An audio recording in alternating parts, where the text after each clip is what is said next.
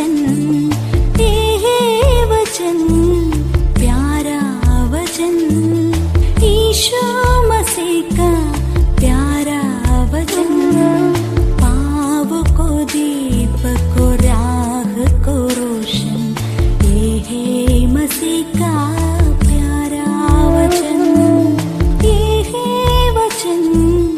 परमेश्वर के धन्य नाम की महिमा हो। प्रभात मनन के सत्र 2038 में आप सभी का बहुत ही विनम्रता के साथ स्वागत करता हूं। आइए आज के मनन के लिए हम पढ़ते हैं इब्रानी अध्याय 10 पद 34। क्योंकि तुम कैदियों के दुख में भी दुखी हुए और अपनी संपत्ति भी आनंद से लुटने दी, यह जानकर कि तुम्हारे पास एक और भी उत्तम और सर्वदा ठहरने वाली संपत्ति है। प्रभात मनन के बीते सत्र में प्रथम शताब्दी के यहूदी विश्वासियों के कष्ट सहने के मनोभाव के संबंध में हम संक्षेप में देखे थे। निम्न विषय को इस आयत में भी जो हम प्रारंभ में पढ़े हैं लेखक जारी कर रहा है। 34वीं आयत में इस संबंध में दो महत्वपूर्ण बात को हम देखते हैं। पहली बात, दूसरों के दुखों के प्रति उन विश्वासियों का मनोभाव क्या था। दूसरी बात, अपने कष्टों के प्रति उन यहूदी विश्वासियों का मनोभाव क्या था। यह कष्ट या दुख की चर्चा जब हम करते हैं, इस बात को हम कभी नहीं भूले कि ये सभी दुख वे लोग अपने मसीही विश्वास के कारण झेले हुए दुख थे। अपने सहविश्वासियों के जीवन में दुख आते समय प्रथम शताब्दी के यहूदी मूल से आए हुए विश्वासी दुखी होते थे। हम यहाँ देखते हैं कि विश्वास के कारण रोमी सरकार विश्वासियों को कैद में डालते थे। उन विश्वासी दुखी होते थे, अर्थात यहूदी मूल के विश्वासी लोग उन विश्वासियों के कारण दुखी हो जाते थे जिनको प्रशासन ने कैद में डाल दिया। दुखी होने का अर्थ ये नहीं है कि वे लोग केवल अपने घर में बैठकर उन कैद में रहने वाले विश्वासियों के लिए रोते थे या आपस में केवल चर्चा करते थे, परंतु कैद में रहने वालों के प्रति दुखित होकर पहली शताब्दी के विश्वासी कुछ करते थे जो आज हम भी अवश्य कर सकते हैं। वर्तमान समय में भी कई प्रभु के दासगण और विश्वासी को मसीही विरोधी सरकारों के द्वारा कैद में डाल दिए जा रहे हैं और कई प्रकार की अन्य समस्याओं से लोग अपने विश्वास के कारण गुजर रहे हैं। हम उनके प्रति क्या कर सकते हैं? तीन महत्वपूर्ण बात मैं आपको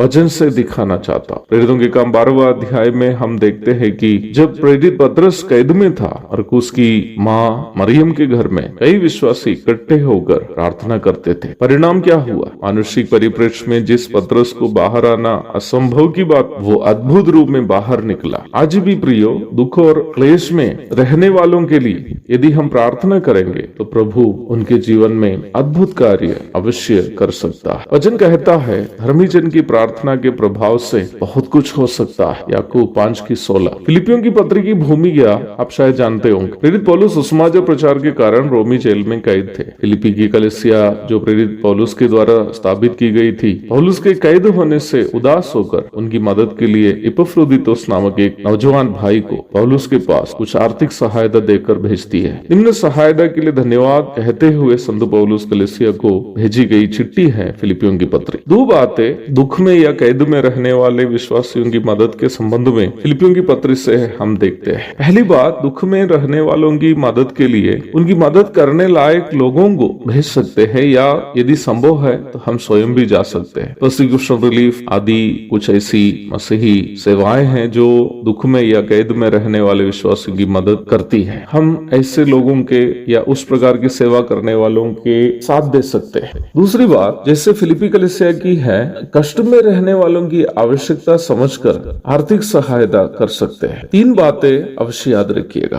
पहली बात, दुख में रहने वालों के लिए प्रार्थना कीजिए। दूसरी बात, उनमें से जो जरूरतमंद है उनकी शारीरिक तथा कानूनी मदद उपलब्ध करा सकते हैं। तीसरी बात, आर्थिक सहायता आवश्यकता के अनुसार उपलब्ध करा सकते हैं। अवश्य याद रखिए प्यारो, मसीही विश्वास के कारण दुख उठाने वालों की मदद करनी एक विकल्प नहीं है, बल्कि इस बात का एक प्रमाण है कि हम भी मसीही हैं, क्योंकि जरूरतमंदों की, कष्ट में रहने वालों की मदद करनी एक मसीही विश्वासी का दायित्व है। एक और शुभ दिन की धन्य कामनाओं के साथ आज का मनन में समाप्त करता हूँ। प्रभु आप सबको आशीष दे। आमीन।